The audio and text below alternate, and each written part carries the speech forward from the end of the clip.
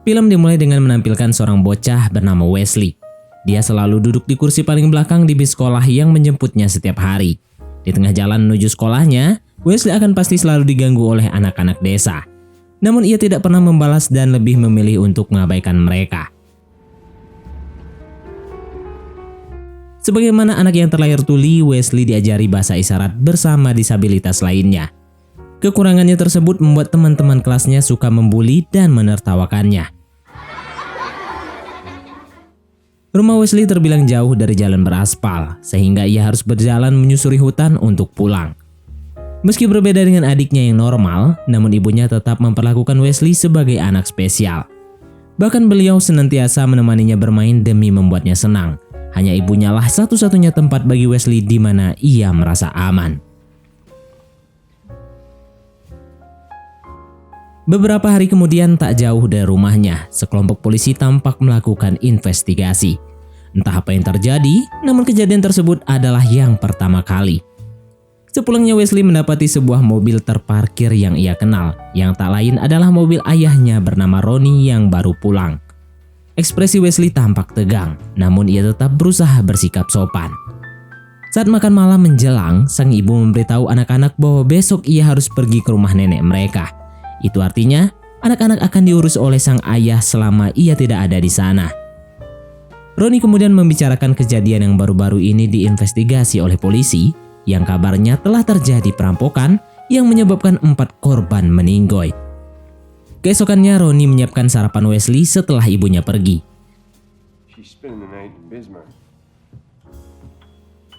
Di sekolah, ia kemudian mendapatkan bulian sebagaimana yang biasa ia hadapi.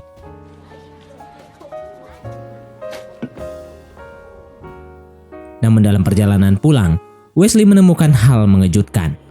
Sesosok tubuh tergeletak di salju memberinya isyarat untuk diam.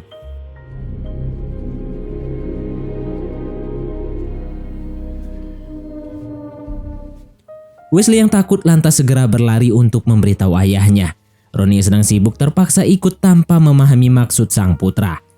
Sayangnya sosok tersebut kemudian telah lenyap entah kemana. Ronnie menjadi kesal karena menganggap Wesley berdusta. Malam itu suasana makan malam tampak murung tanpa sang ibunda. Sang ayah meminta garam, namun Wesley yang tuli tentu tak mendengarnya. Ronnie yang masih kesal lantas memukul meja sekuat tenaga.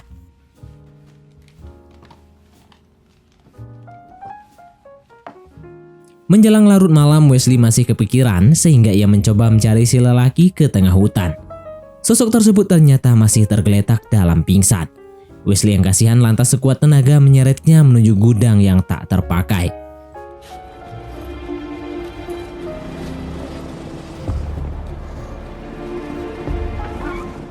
Tak berselang lama, si lelaki tersadar diberi isyarat oleh Wesley untuk diam. Hingga pagi tiba, Wesley rupanya tetap duduk berjaga. Ia hanya menjawab dengan isyarat saat si lelaki mengajaknya bicara.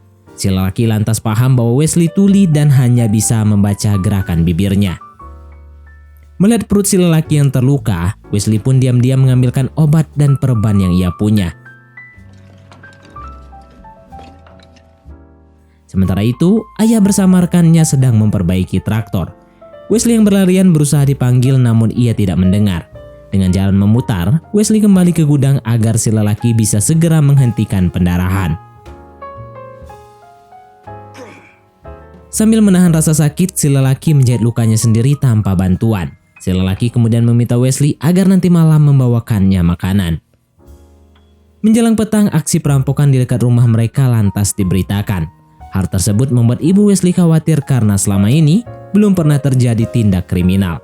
Selagi perhatian orang tuanya teralihkan, Wesley memasukkan makanan ke tasnya. Setelah itu, ayahnya kemudian pamit karena harus menemui seseorang di kota. Ia tidak dapat memastikan akan pergi berapa lama. Malam itu juga Wesley langsung mengantarkan makanan yang ia sembunyikan. Si lelaki memuji masakan ibu Wesley yang enak layaknya di restoran. Tak lama berselang, terdengar jelas bunyi helikopter yang terbang. Si lelaki lantas memberikan Wesley tugas untuk segera menemui seseorang.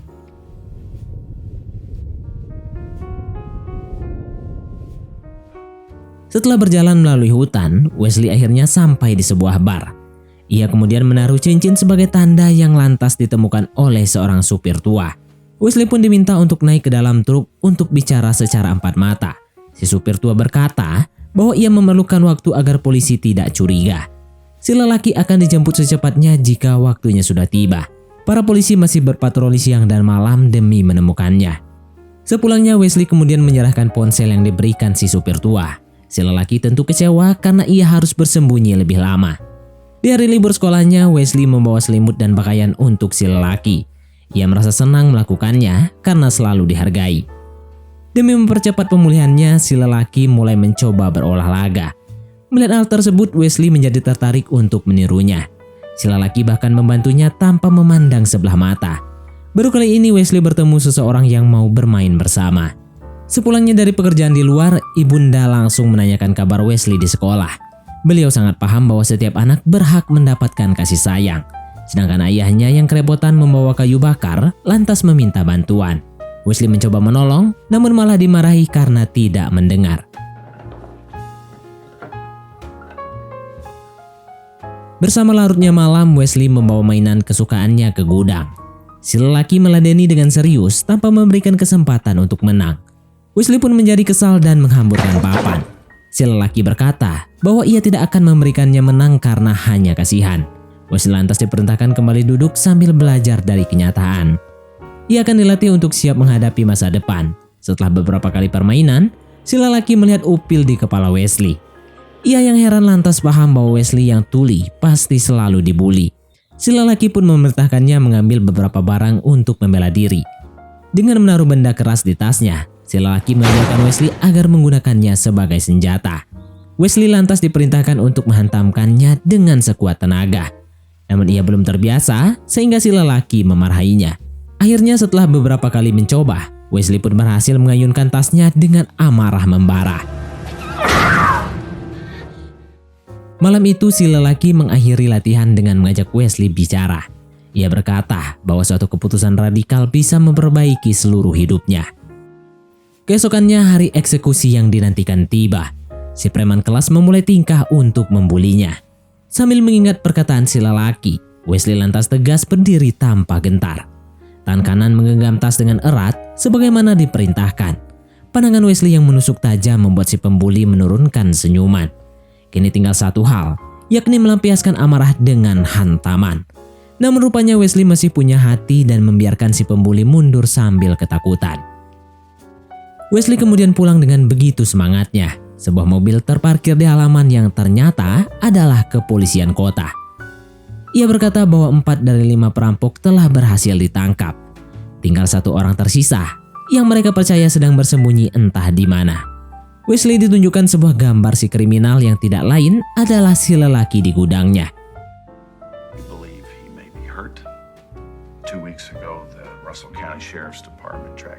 Melihat Wesley diam tanpa tanggapan, si polisi meminta ibu Wesley sejenak meninggalkan secara empat mata.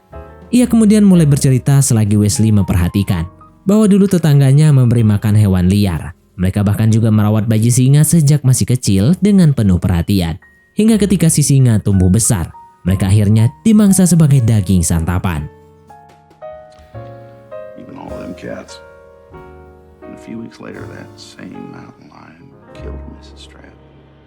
Setelah mempersiapkan semuanya, Wesley lantas diam-diam keluar tanpa suara. Malam itu ia kemudian tersadar bahwa satu jari si lelaki ternyata tiada. Si lelaki pun bercerita bahwa dulu seekor harimau telah merenggutnya. Namun kejadian tersebut tidak membuat si lelaki sedih atau berputus asa. Ia lebih memilih untuk bangkit dengan belajar cara berburu di hutan rimba. Hingga ketika waktunya tiba, ia lantas mendatangi si harimau dan merobek perutnya. Jantung mangsanya pun ia remas hingga menjadi batu merah delima. Sejak saat itu, tidak ada lagi harimau yang berani menyentuhnya. Cerita tersebut membuat Wesley benar-benar merasa terinspirasi. Sepulang sekolah, ia lantas menghitamkan salah satu jarinya sendiri. Sedangkan para polisi masih menyusuri setiap bangunan yang bisa mereka temui. Setiap kali pulang, Wesley pasti langsung pergi ke gudang. Ia merasa senang bisa berbagi pelajaran kepada si lelaki yang penuh pengertian. Hanya bersamanya lah, Wesley bisa tertawa lepas tanpa beban dan melupakan kesedihan. Keduanya bahkan bermain bersama layaknya sepasang teman. Sesaat kemudian, bola yang terjatuh segera dikejar oleh Wesley. Namun ternyata ada seorang polisi, sehingga ia langsung dibekap oleh si lelaki. Untungnya sang polisi tidak curiga lalu memutuskan pergi. Ketika tengah malam tiba, Wesley kembali turun seperti biasa. Namun ternyata ayahnya masih terjaga, sehingga Wesley terdiam begitu saja. Sambil setengah mabuk, ayahnya mengeluhkan traktornya yang mengalami kerusakan. Begitu pula dengan TV mereka yang malah ikut-ikutan tidak normal. Ayahnya yang kesal lantas memukul TV tersebut dengan penuh kekuatan. Keesokannya ketika mengantar barang ke gudang, si lelaki melihat sikap Wesley murung seperti ketakutan. Ternyata matanya telah lebam akibat tertangkap basah semalam. Si lelaki lantas paham bahwa pelakunya harus diberi pelajaran. Ibu Wesley tentu sangat kesal atas apa yang telah suaminya lakukan. Namun Ronnie berdalih bahwa ia tidak sengaja sebab telah dikejutkan. Wesley pun hanya bisa bersabar meski telah menjadi korban pelampiasan. Setelah selesai makan, Ibu Wesley pun menangis di kamarnya sendirian. Sementara itu menjelang petang di sebuah bar, Ronnie yang nongkrong kemudian keluar. Sesosok laki tak dikenal lantas datang guna menyelesaikan urusan. Saat berada di sekolah keesokan harinya, Wesley dipanggil sebab ada kepentingan keluarga. Ia kemudian diantar ke rumah sakit yang mana ibunya terlihat berurai air mata. Rupanya ayahnya sedang koma dengan banyak luka lebam di muka. Semua ujian tersebut membuat ibu Wesley tak tenang, berbeda dengan putranya yang tahu bahwa sakit hatinya telah terlampiaskan. Malam itu Wesley langsung mendatangi si lelaki. Si lelaki pun menceritakan putrinya bernama Annabelle yang seumuran dengan Wesley.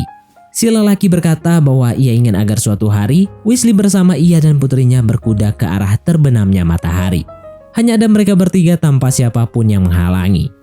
Mimpi angan-angan tersebut membuat Wesley benar-benar terbayang. Bahkan saat jam pelajaran, yang ia pikirkan hanyalah cerita si lelaki tentang indahnya masa depan.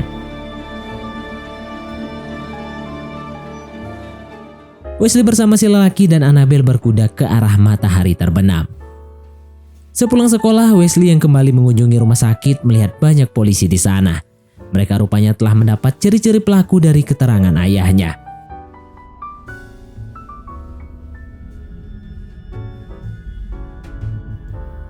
Ketika berada di gudang berdua, si lelaki menunjukkan pada Wesley sebuah mobil mencurigakan. Ia berkata bahwa mobil tersebut telah beberapa kali berlalu lalang. Keadaan menjadi makin tak menenangkan saat malam menjelang. Wesley terbangun dari tidur oleh suara helikopter yang terbang. Dari jendela terlihat mobil polisi berpatroli dari kejauhan. 24 jam kemudian, Wesley yang turun lantas didatangi oleh si lelaki. Ia menanyakan apakah Wesley telah memberitahu keberadaannya kepada polisi. Wesley berkata bahwa ia tidak pernah menceritakan kepada siapapun tentang si lelaki. Di larut malam, Wesley bersiap untuk pergi ke gudang. Ia lantas mendapati si lelaki sedang menelpon agar dijemput besok malam. Sudah tidak aman baginya untuk berlama-lama dalam persembunyian. Mengetahui hal tersebut, hati Wesley diliputi kesedihan. Matanya berkaca-kaca seolah berkata bahwa ia tak mau ditinggalkan. Si lelaki pun berusaha menguatkan Wesley agar tetap tegar sebagaimana yang ia ajarkan. What? What's wrong? What are you doing? The sky's the limit, son. You ready? Semalam berselang, Wesley mempersiapkan papan permainan untuk menghabiskan momen terakhirnya bersama sang teman. Namun ibunya kemudian datang lalu duduk di samping putranya yang tersayang. Beliau rupanya mencurahkan perasaannya atas semua cobaan yang Tuhan berikan. Wesley pun memeluk sang ibunda agar saling menguatkan. Bersama larutnya malam, Wesley kemudian turun untuk bermain bersama sahabatnya. Si lelaki tidak menyangka bahwa malam itu Wesley mampu mengalahkannya. Setelahnya Wesley menemani si lelaki menunggu jemputan dari si supir tua. Tak berselang lama, telepon si lelaki berdering dan sebuah kendaraan terlihat dari jendela. Sambil menahan air mata, si lelaki berterima kasih kepada Wesley atas semuanya. Ia menyerahkan papan permainan sebagai kenangan agar dijaga. Namun Wesley yang tidak rela kemudian memeluk sahabatnya sekian lama. Si lelaki lantas mendorong Wesley secara paksa karena inilah jalan satu-satunya. Wesley pun berlari keluar dengan perasaan terluka. Namun tiba-tiba, seorang mendekap Wesley dan menggiringnya ke dalam kendaraan.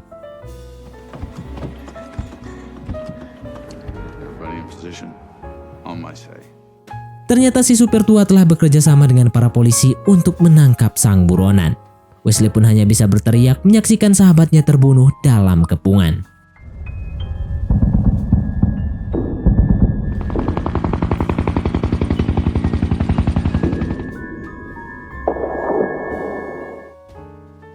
Beberapa hari kemudian kehidupan kembali berjalan seperti adanya. Pengalaman suka dan duka telah membentuk Wesley menjadi lebih dewasa. Ia yang tidak ingin kehilangan kenangannya kemudian mengambil papan permainan yang sempat terjatuh di dekat gudang.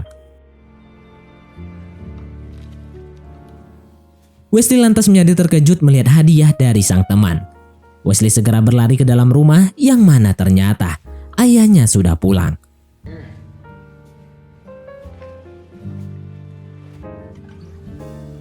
Setelah memberi pelukan, ia kemudian masuk ke dalam kamar. Cincin merah delima dari si lelaki pun ia genggam dengan penuh penghayatan. Dan film pun tamat. Baiklah, mungkin sampai di sini saja teman-teman untuk alur cerita film kita kali ini. Terima kasih buat teman-teman yang telah mengikuti alur cerita film ini sampai selesai. Sekian dari Mimin, sampai jumpa di konten berikutnya.